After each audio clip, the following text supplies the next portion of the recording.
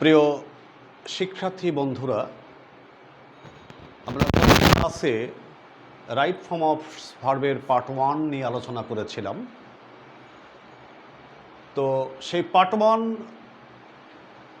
1 ক্লাসে আরও দুটো নিয়ম আমরা সময়ের পরিপ্রেক্ষিতে আলোচনা করতে পারি নাই, সেটা আলোচনা করে আমরা পার্ট 2-এ যাব।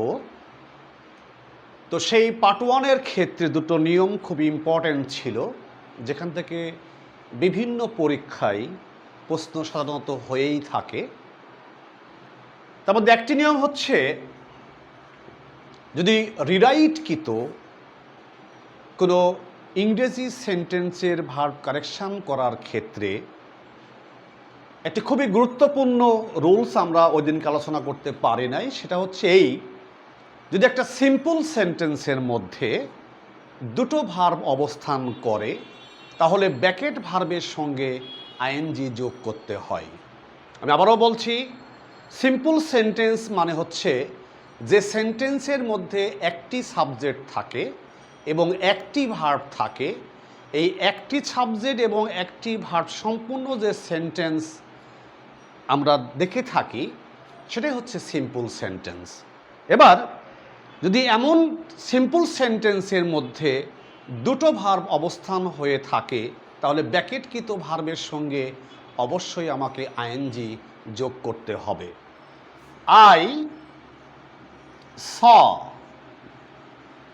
I saw him dash go there।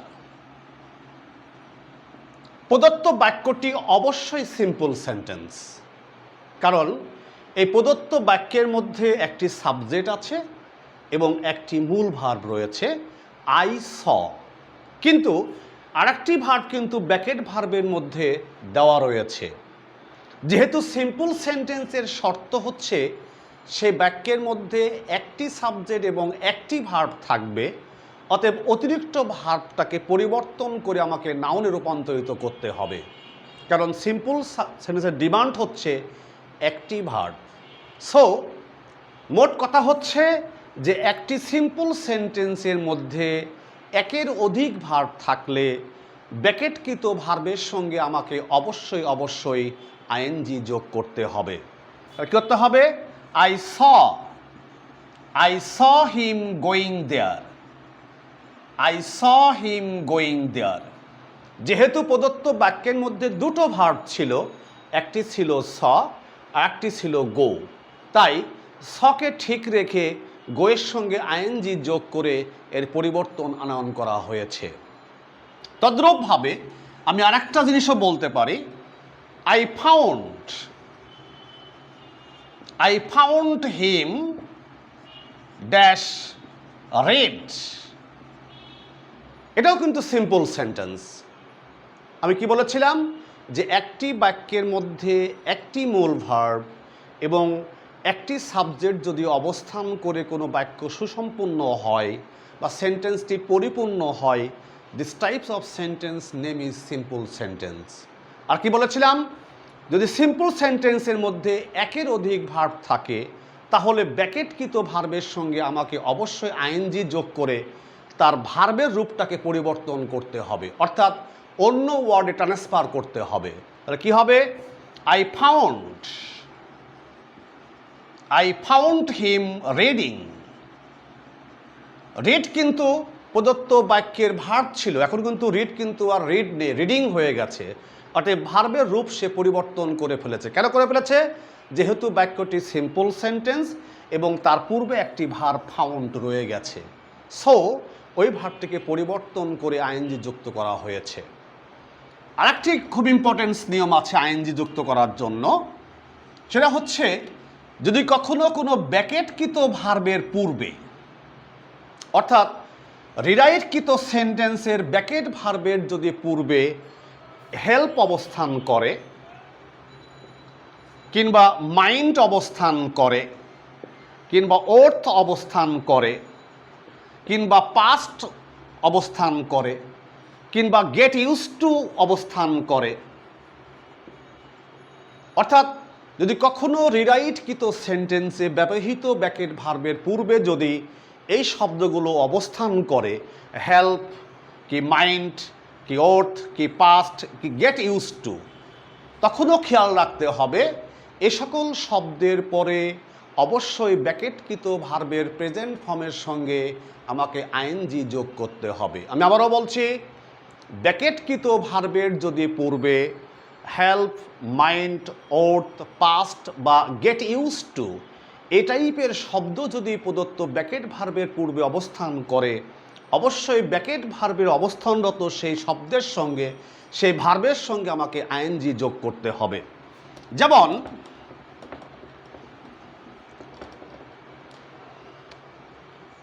I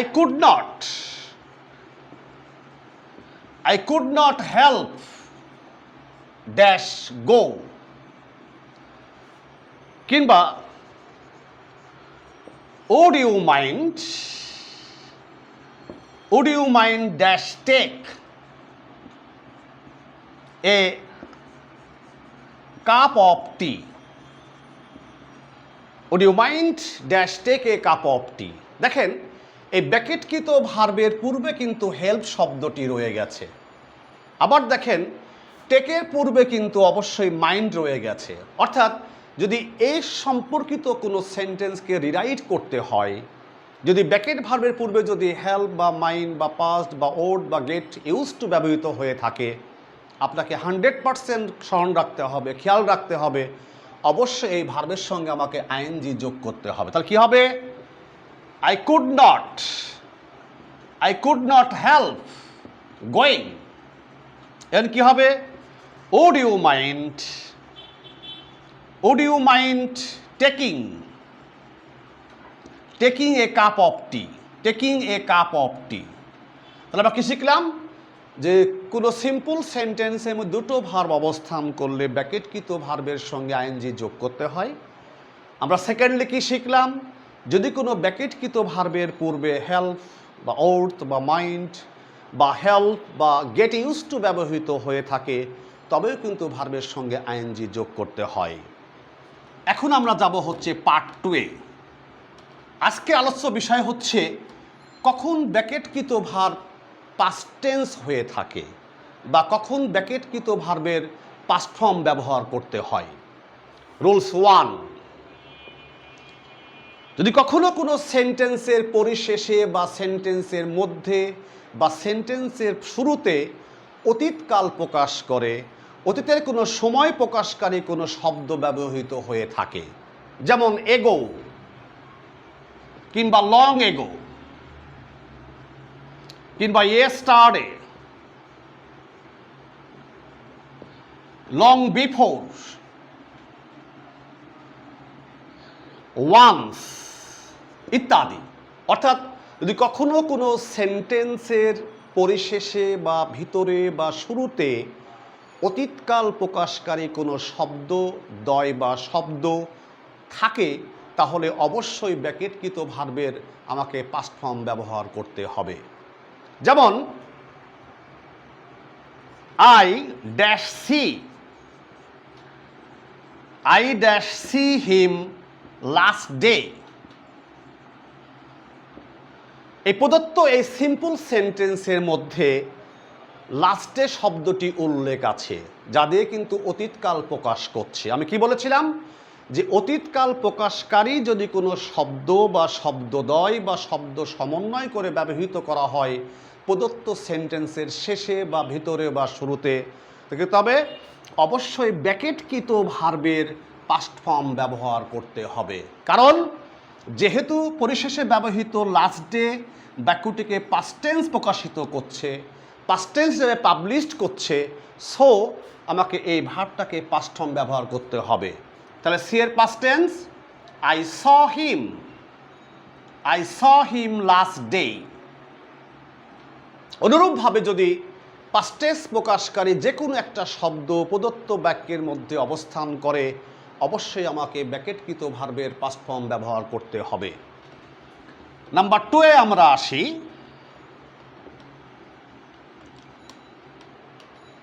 খুব ইম্পর্টেন্ট এই রুলসটা, পরীক্ষাতে বারবার আসে এটা।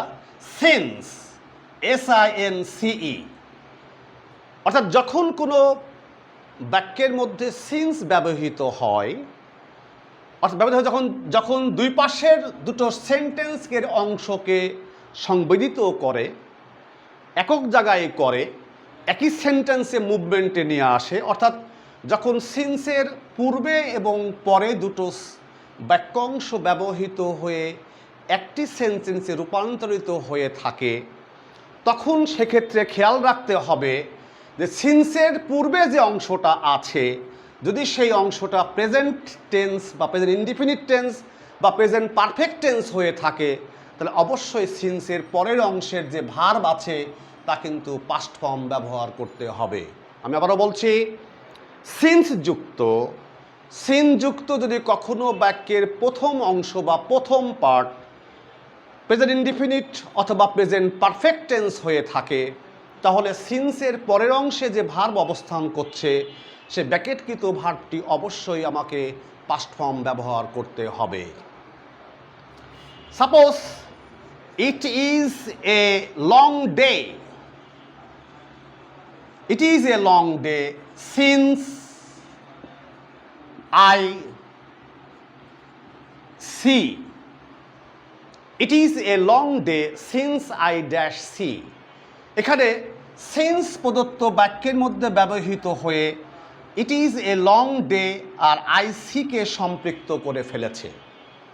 যেহেতু সিন্সের আগে প্রদত্ত বাক্যটি প্রেজেন্ট টেন্স ইনফিনিটিভ ব্যবহৃত হয়েছে, অতএব সেক্ষেত্রে অবশ্যই আমাকে এই সিকে পাস্ট টেন্স ব্যবহার করতে হবে। তাহলে কী হবে? It is a long day since I saw, since I saw. আমি আবারও বলছি, সিন্সযুক্ত বাক্যের প্রথম অংশ প্রেজেন্ট ইনডিফিনিট অথবা প্রেজেন্ট পারফেক্ট টেন্স ব্যবহৃত হলে সিন্সের পরের অংশের যে ভার্ব ব্র্যাকেটে অবস্থান করবে তার অবশ্যই আমাকে পাস্ট ফর্ম ব্যবহার করতে হবে। সেকেন্ডলি আমরা একটা উদাহরণে আসি।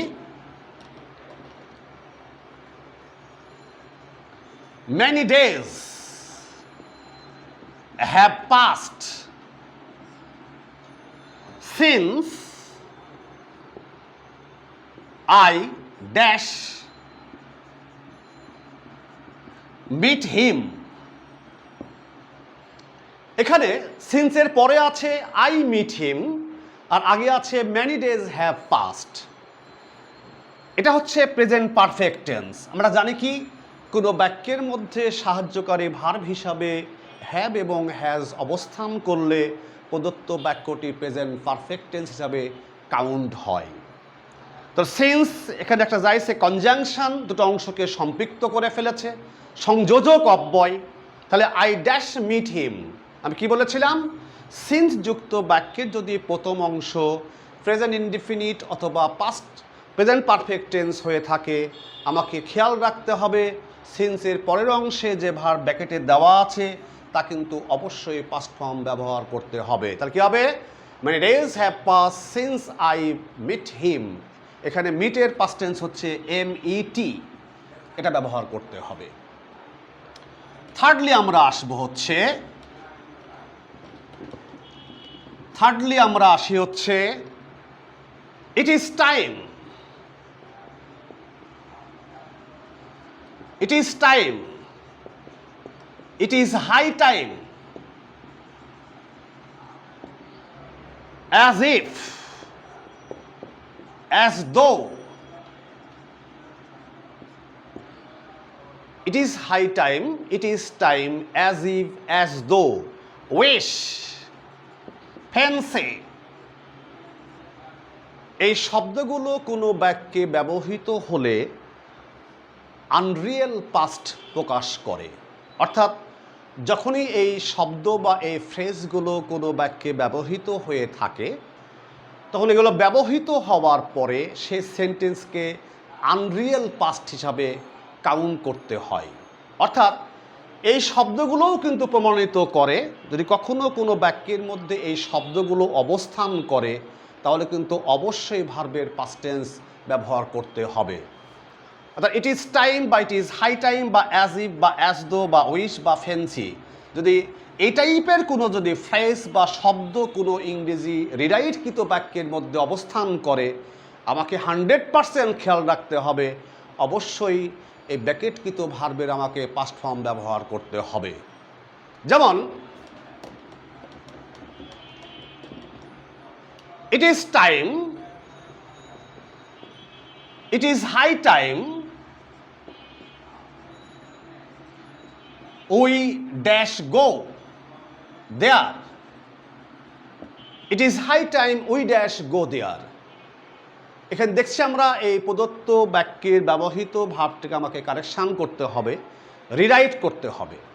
যেহেতু প্রদত্ত বাক্যের মধ্যে ইট ইজ হাই টাইম ব্যবহার করা হয়েছে, অতএব অবশ্যই কিন্তু এই ভাবটাকে পাস্ট ফর্ম ব্যবহার করতে হবে। It is high time,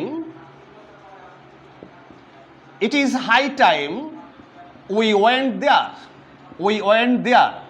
but কথা হচ্ছে, যদি ইট ইজ হাই টাইম বা ইট ইজ টাইমের পরে যদি কোনো সাবজেক্ট ব্যবহার করা হয়ে থাকে তবেই কিন্তু ভার্বের পাস্ট ফর্ম ব্যবহার করতে হবে। বাট যদি এরকম হয় যে it is time, it is time to dash go there, অর্থাৎ ইট ইজ টাইম বা ইট ইজ হাই টাইম ব্যবহৃত হওয়ার পরে যদি এরপরে প্রিপোজিশন টু ব্যবহার করা হয়ে থাকে তাহলে কিন্তু ভার্বের প্রেজেন্ট ফর্ম ব্যবহার করতে হবে। আর যদি সাবজেক্ট ব্যবহার করা হয়ে থাকে তবেই কিন্তু পাস্ট টেন্স ব্যবহার করতে হবে। আমি এগেন বলছি, ইট ইজ হাই টাইম বা ইট ইজ টাইমের পর যদি সাবজেক্ট ব্যবহার করা হয়ে থাকে তাহলে প্রদত্ত ভার্বের পাস্ট টেন্স ব্যবহার করতে হবে, বিকজ এটা আনরিয়েল পাস্ট। আর যদি কখনো ইট ইজ টাইমের পরে যদি প্রিপোজিশন টু ব্যবহার করা হয়ে থাকে তখন ভার্বের কিন্তু কোনো রূপ পরিবর্তন করা যাবে না। কি হবে? It is time, it is time to go, it is time to go there, অর্থাৎ ইট ইজ টাইমের পরে টু ব্যবহার করা হলে ভার্বের কোনো রূপ পরিবর্তন করা যাবে না। আর যদি সাবজেক্ট ব্যবহার করা হয়ে থাকে তাহলে ভার্বের পাস্ট ফর্ম ব্যবহার করতে হবে। আরেকটা নেবে আমাকে আসতে হবে,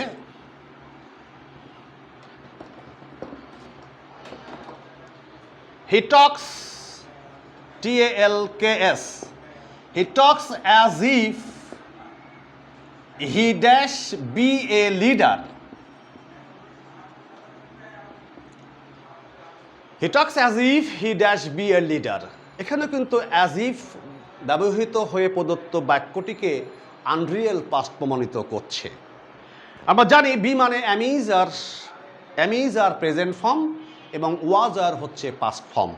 যেহেতু অ্যাজ ইফ সকল ক্ষেত্রে পাস্ট টেন্সকে প্রমাণিত করবে, সেক্ষেত্রে বি এর অর্থ দাঁড়াবে হচ্ছে ওয়াজ অথবা দাঁড়াবে হচ্ছে ওয়ার। আমরা জানি সেক্ষেত্রে ফার্স্ট পার্সনে ব্যবহৃত করা হবে ওয়াজ, সেকেন্ড পার্সনে ওয়ার, থার্ড পার্সন সিঙ্গুলার নম্বরে ওয়াজ এবং প্লুরাল নম্বরে কিন্তু ওয়ার ব্যবহৃত হবে। কিন্তু পার্থক্য হচ্ছে এটাই, যদি অ্যাজ ইফ কোনো রিরাইটকৃত বাক্যের মধ্যে ব্যবহৃত হওয়ার পরে ব্র্যাকেটে বি অবস্থান করে, এই বি কিন্তু সকল ক্ষেত্রেই ওয়ার হবে।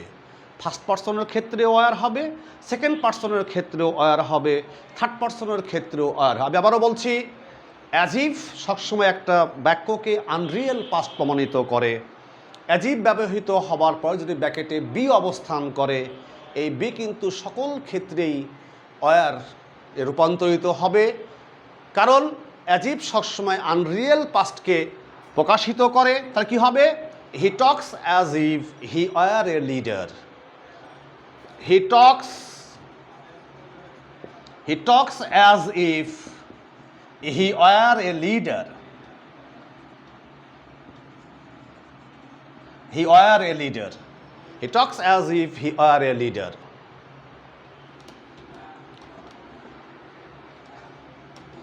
আমরা ফোর্থলি আসব পাস্ট টেন্সের ক্ষেত্রে। একটা বাক্য যদি কমপ্লেক্স অথবা কম্পাউন্ড সেন্টেন্স হয়ে থাকে, অর্থাৎ কমপ্লেক্স মানে কি?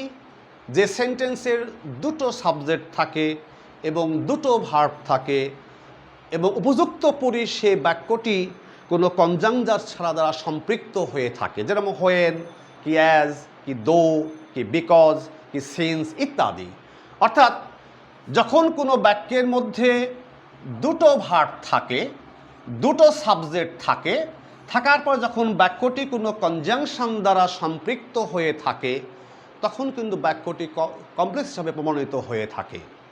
এবার যদি কখনো কোনো সেন্টেন্সটি যদি কমপ্লেক্স অথবা কম্পাউন্ড সেন্টেন্স হয়ে থাকে, আর কম্পাউন্ড কি, যখন কোনো বাক্য অ্যান্ড দ্বারা বা বাট দ্বারা সম্পৃক্ত হয়, অর্থাৎ যখন কোনো বাক্যের দুটো অংশ অ্যান্ড বা বাট দ্বারা সম্পৃক্ত হয়ে থাকে বা অর দ্বারা সম্পৃক্ত হয়ে থাকে, তখন তা হয় কম্পাউন্ড সেন্টেন্স। আর যখন কোনো বাক্যের দুটো ভার্ব দুটো সাবজেক্ট থাকার পরও বাক্যটি হোয়েন বা অ্যাজ বা দো বা সিন্স বা বিকজ দ্বারা সম্পৃক্ত হয়ে থাকে, তখন তা কিন্তু হয়ে থাকে কমপ্লেক্স সেন্টেন্স। এবার যদি কখনো রিরাইটকৃত বাক্যটি কম্পাউন্ড অথবা কমপ্লেক্স সেন্টেন্সে যে কোনো একটি হয়ে থাকে, তখন তার যদি একটি অংশের ভার্ব প্রেজেন্ট টেন্স হয়, অপরটিও প্রেজেন্ট টেন্স হয়। যদি একটি অংশের ভার্ব পাস্ট টেন্স হয়, অপরটিও কিন্তু পাস্ট টেন্স হয়। যেমন when he came here, I met him। এখানে হি কেম হিয়ার একটি বাক্য, হি একটি সাবজেক্ট, কেম একটি ভার্ব। এখানে দ্বিতীয় অংশে আই একটি সাবজেক্ট, মিট একটি কিন্তু ভার্ব। আমি কি বলেছিলাম? দুটো সাবজেক্ট এবং দুটো ভার্ব, তারপরে কি যে কোনো একটা কনজাংশন দ্বারা সম্পৃক্ত হলে সেটা কমপ্লেক্স সেন্টেন্স বলে পরিগণিত হয়। এখানে হোয়েন কিন্তু সেটাকে সম্পৃক্ত করে ফেলেছে। আমি কি বলেছিলাম? যদি কমপ্লেক্স বা কম্পাউন্ড সেন্টেন্সের একটি অংশ পাস্ট টেন্স হয়ে থাকে, অপরটিও কিন্তু পাস্ট টেন্স হয়ে থাকে। তাহলে when he came,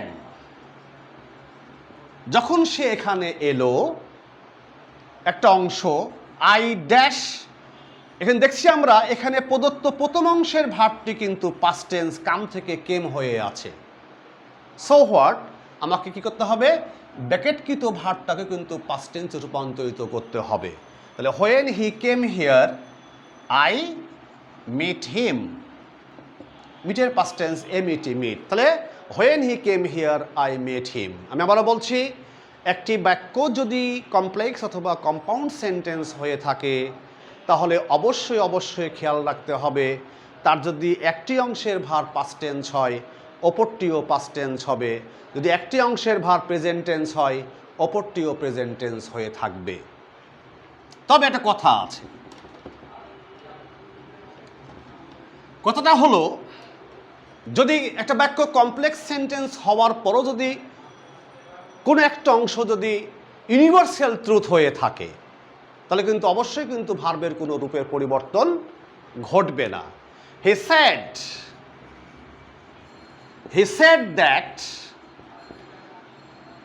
said that the earth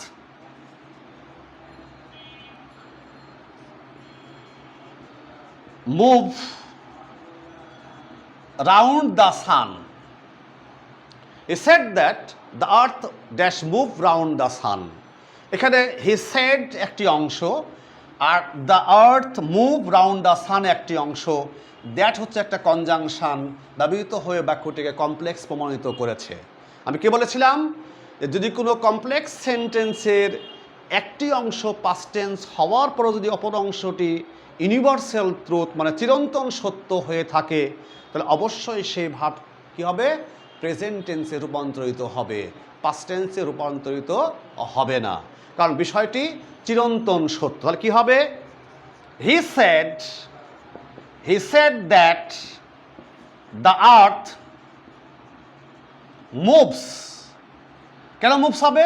যেহেতু বাক্যটি প্রেজেন্ট টেন্স রূপান্তরিত হবে এবং দ্য আর্থ হচ্ছে থার্ড পারসন সিঙ্গুলার নাম্বার, তাই ভার্বের সঙ্গে আমাকে একটা এস যোগ করতে হবে।